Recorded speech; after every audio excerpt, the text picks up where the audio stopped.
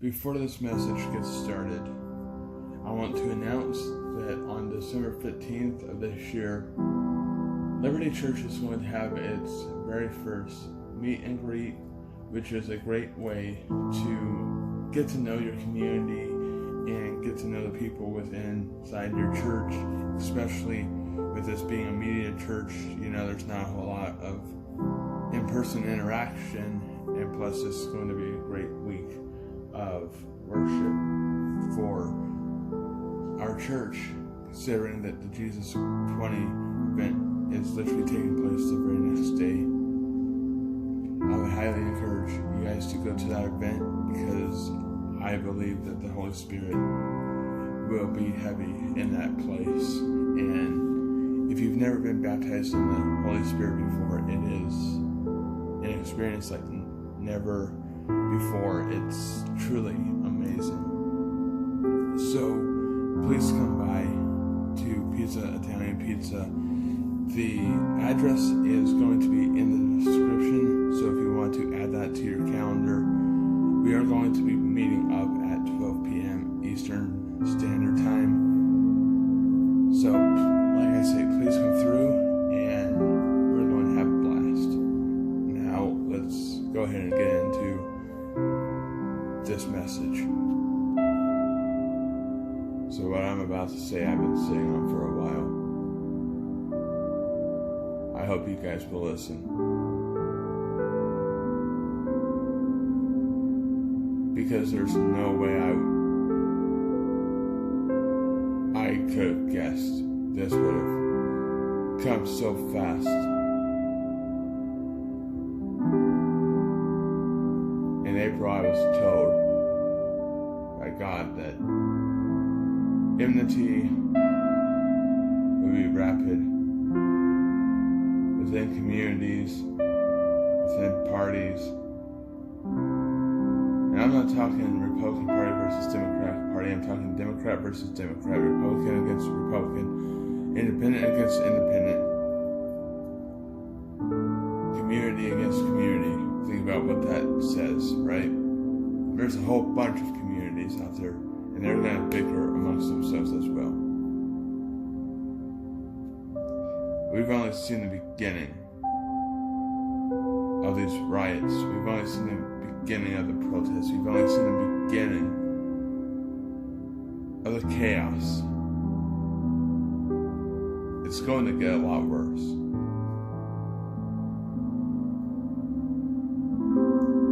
There will be no peace in these streets of America.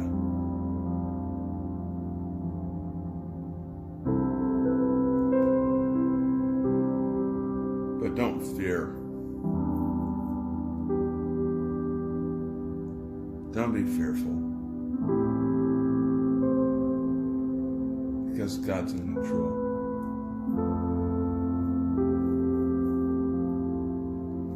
And in this time of pure chaos, God's going to restore the church and the bride. He's going to send us a revival, the last one. The one we've been asking for, and the one that we read about in the Bible.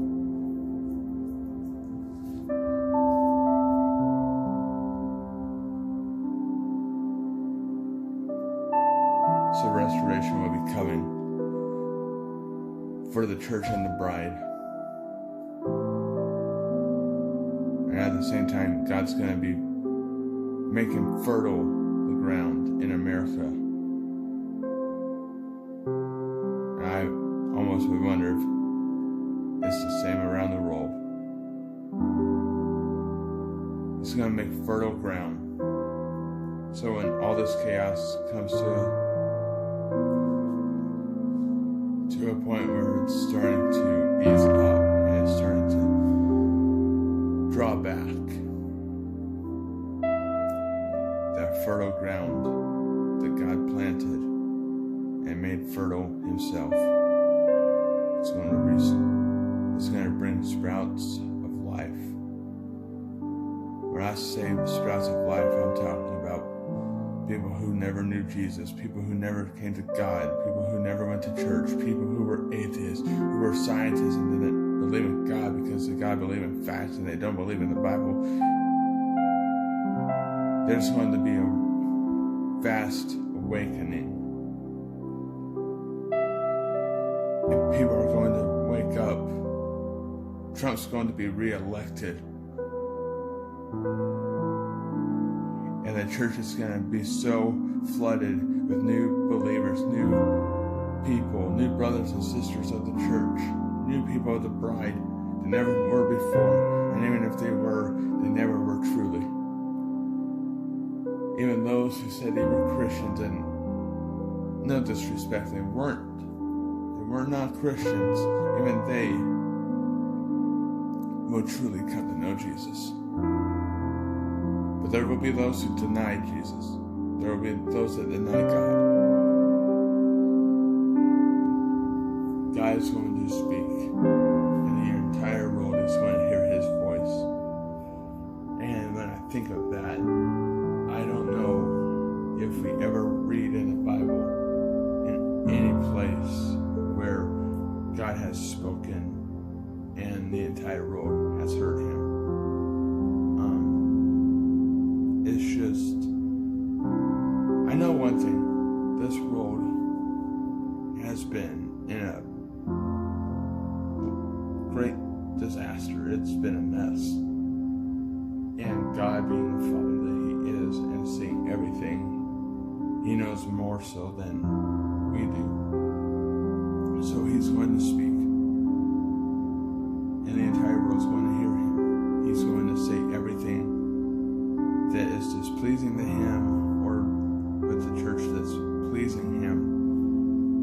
And even though the world is going to hear God's side of everything, which is the only side we should be taking, and even for us in the church, globally, we need to really adhere to what he says when he speaks. Because this is going to be something incredible. And it's going to be terrifying at the same time. I don't know if there's ever a moment in the Bible where he's spoken and the entire world's heard his voice. But he told me that this is coming. He let me know that there are going to be people that rebel. And there's going to be people, because of the restoration and the fertile ground, that will be saved. And they will come to Jesus, those who haven't before. Even those who were atheists in the past, they're going to come to Jesus. The scientists are going to come to Jesus. The Muslim is going to come to Jesus. Democrat and Republican community members and globally, people are going to come to Jesus, but at the same time, there are going to be a lot of people that rebel, as they have, you know. I'm sure there's going to be people that say that this wasn't God and this was an alien, and they're going to try to disprove it in the media and in the streets. And I'd almost be curious as to know if Enmity will be restored again, because the church and the new formation of the church could very well collide with the world. I believe the persecution is coming, and I also believe that every one of us need to become ever so adherent to God's voice, ever so inclined to hear him and to get in that Bible and find out what it's saying from Genesis to Revelation. You know, and afterwards he said that more so he showed me in a vision the Wormwood Prophecy. And Tom Horn believed it to be one meteor which is the giant one that NASA is keeping a close eye on right now, and they're even trying to dismantle it. They're trying to destroy it in space. But it's not that one. That one's just one of hundreds. If you read a Revelation where it's talking about the Wormwood Prophecy, there are literal meteors in heaven. NASA can't touch them. And they're going to rain down on the earth. God's going to destroy cities of evil. God's going to tear down kingdoms of darkness. You know, he once told me, sometimes I have to break down walls to rebuild foundations. So often, you and I can put up a barrier that doesn't disable God, but it disables him in our lives, and we put him in a box where he doesn't belong. And then when we don't see blessings and healings and miracles in our lives, and we don't see provision in our lives, and we just don't see his hand as fluently as we did before, we look at him and we blame him for it, and we don't even look ourselves in the mirror and realize that we're the cause for what's going on in our lives. We get ourselves into traps. We listen to the devil. We go with what feels good and what we want to do over what we need to do. If people had a crystal clear ball, and I'm not talking about things of witchcraft and stuff of such, but I'm talking things of such you could see through almost like an hourglass, and heaven and hell were inside there. And I'm not talking like the literal heaven and hell, but if God gave us an illustration of the two places, I believe that man would do everything in its power to stay center focused on God. I don't think if man truly understood the horrors of hell, that we would continue to walk in the ways of the devil. We wouldn't. I don't see it. But of course, prophecy must be fulfilled. And obviously God sees what we don't see. And who are we to question him?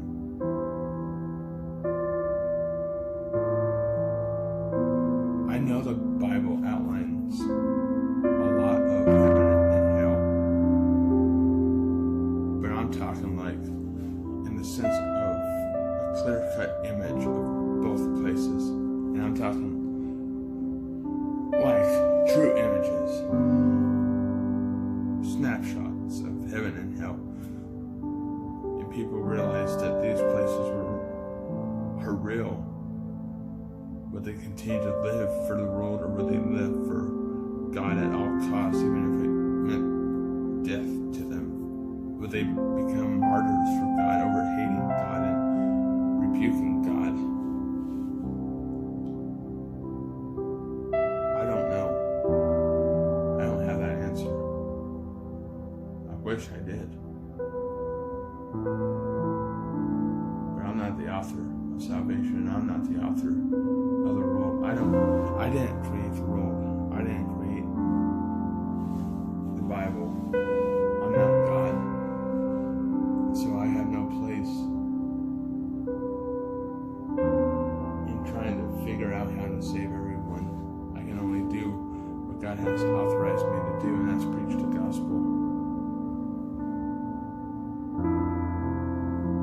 So let's recap these three prophecies that will take place back to back, and the enmity and the restoration is already here, and it's not going away for another 6 months, which is scary.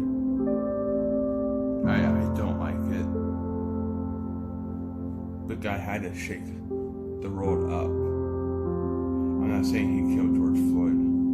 I'm not saying he killed Rashard. What I'm saying is that he had to bring restoration to the road. The way the road was going, there were very, very limited true Christians.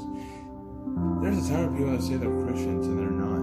There's a allotment of people that say, yeah, I'm a Christian, but in reality, their lives, just the way they work. When I say work, I'm talking of them as being workers of iniquity, not walking in righteousness, not walking in salvation, walking in the world, doing whatever the world finds correct. Or more so pastors who say they preach the gospel, but in reality they are media puppets. They are puppets of CNN and Fox News, and they're politically correct, and they teach a watered down version of the Bible and Christianity. They don't teach 100%. And that's what we have to be careful of. Because if we're listening to people in our churches that aren't giving us the whole truth, and we're missing pieces of the truth, and if we miss a piece of the truth, then it's very easy for the devil to come in and spiritually assassinate us. And trust me, you don't have to believe me here, but I'd suggest too, the devil can spiritually assassinate you before your time has even come. And that's why it's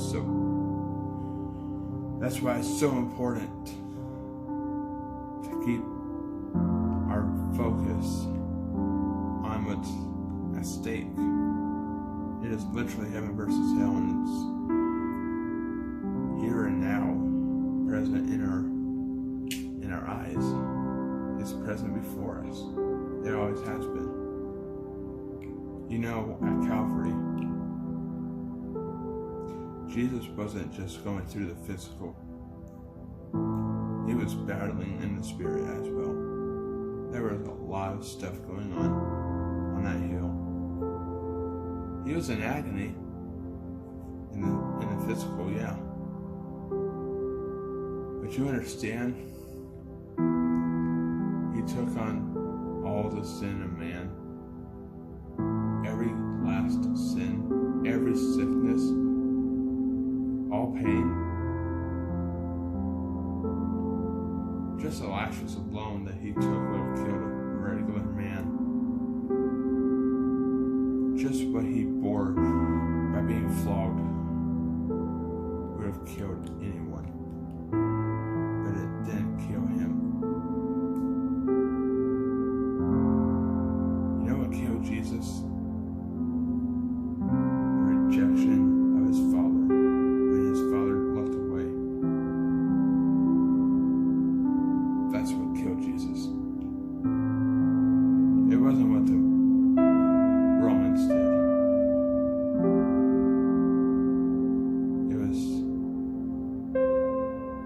taking on all the sins and the sicknesses and all the stuff in the spiritual. Until everything was done, Jesus didn't die. Until it was all fulfilled and everything was on him.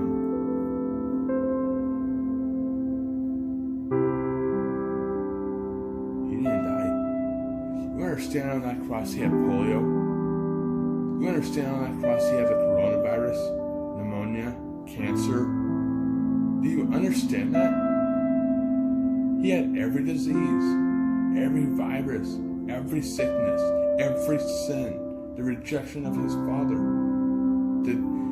The gates of hell were on that hill, literally on that hill, at the foot of that cross, trying to get him to come down. It wasn't what the Romans did. It was everything to do with the spiritual realm. But where do you find that? In the Bible, it's not watered down. In the Bible, it's not written by Eugene Peterson, who had better repent for what he did to the Bible. Because he took and added a lot of things. He put words in God's mouth. He tried to play God. And your modern day pastors are hook, line, and sinker with this Bible. And I'd be very, very careful. I really choose who you choose to follow. We're called to be disciples. This is discipleship. We're following Jesus. Peter, James, and John, they all followed Jesus. We follow Jesus. We're disciples. They didn't chase after the world. They chased after God and after Jesus. They turned away from the things of the world because they understood what was about to take place. Maybe not in the full extent. I don't think they knew what was going to take place fully. And I don't think any man will ever understand the horrors that our Savior went through. And to live in the world is to spit in his face.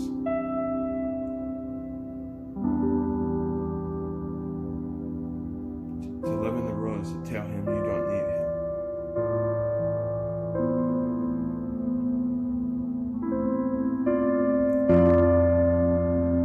And there were so many people, and there's still so many people who are living for the world and not for Jesus, who have rebuked Jesus in their lives. They're leaving him at the door, telling him, keep knocking, fella, I ain't opening it. How disgusting. How disgusting we would do that. You know, in Revelation it says something about people who claim to be Jews and are not, but are the synagogue of Satan. I'd almost place people who claim to be Christian and are not along that same category. They're blasphemers. And more so than not, they're with the spirit of an antichrist by biblical definition.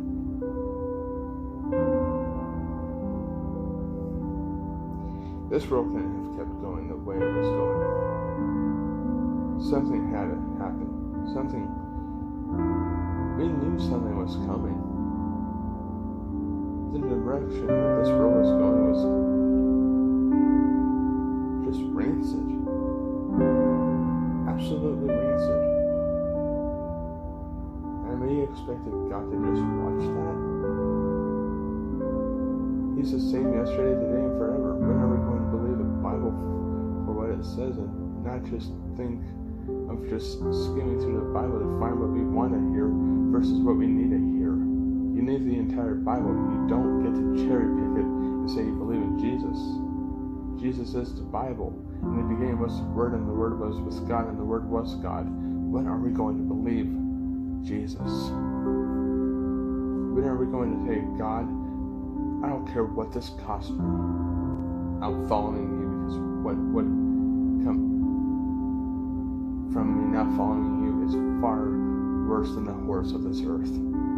Far worse than what this world can persecute me with.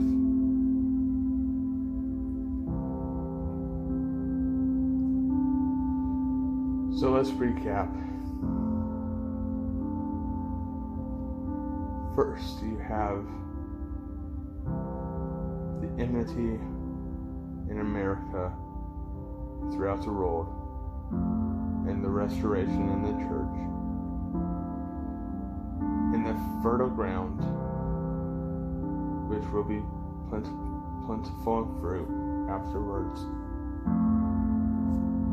afterwards you have the voice of God speaking out to all the earth. Can't even imagine what that's going to be like. I have a feeling a lot of us Christians even will understand where we need to work on.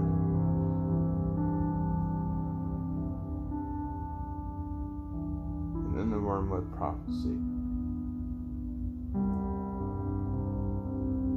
That's truly horrifying. These meteors, which John called stars, are literally in heaven. And they're about to be cast down like a big tree casts down her fruit onto the earth, tearing down cities of evil, kingdoms of darkness. And I believe it's after that the Wormwood Prophecy will usher in the rapture. If not before. I don't know how long we got before the rapture takes place. It's anywhere from now to 28 years, and I believe it's sooner than that. I believe it's within the decade.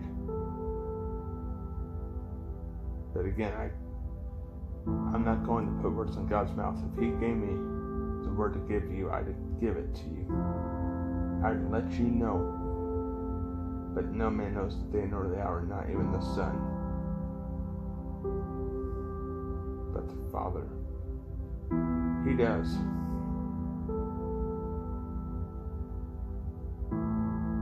Tell you right now, what's coming after the rapture, do not stay around for. Do everything in your power to escape the rapture day. If you don't go up in the rapture, what's going to happen on that day is going to be catastrophic. People think the Wormwood Prophecy is bad. Oh, it's bad. But the rapture day, and that's what I call it the rapture day. That's horrifying. The trumpet is so loud the earth is going to quake and the skies are going to thunder. And the ground is going to quake mightier than ever before. Which means there will be residual earthquakes. There will be tsunamis, planes falling out of the sky, cars crashing into barricades and going over rails and falling off of bridges because of people being in those vehicles, and all of a sudden they're just gone in an instant.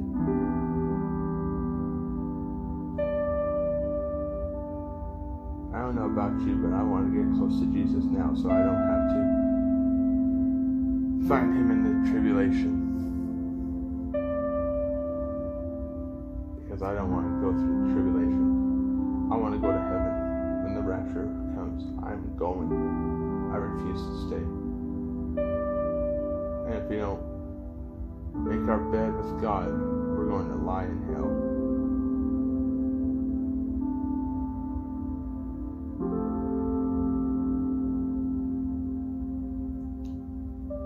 I'm going to end it here, guys. Are you... Again, Liberty Church is going to be meeting on December 15th of this year at 12 p.m. Eastern Standard Time at Pisa, Italian Pizza in Orlando, Florida. The address is in the description. Mark it on your calendar.